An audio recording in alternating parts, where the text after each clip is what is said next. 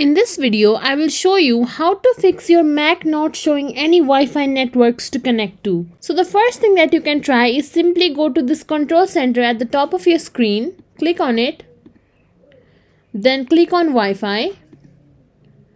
Now you can see this Wi-Fi toggle turned on. Simply turn it off, leave it off for a few seconds, then turn it on again, and it might start showing Wi-Fi networks.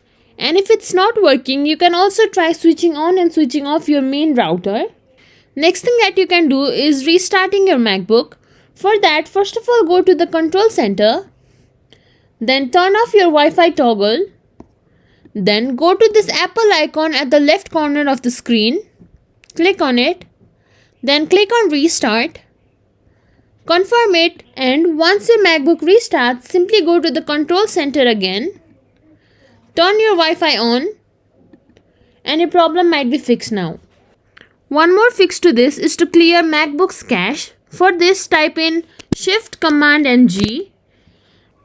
Then in the search bar, type /library/caches/, then click on it.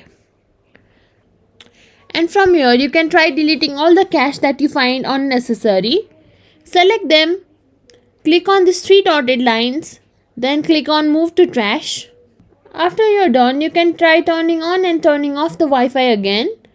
And after that, your problem will be fixed. If you think this video was helpful, please like, share, subscribe to our channel and leave us a comment down below. Thank you for watching.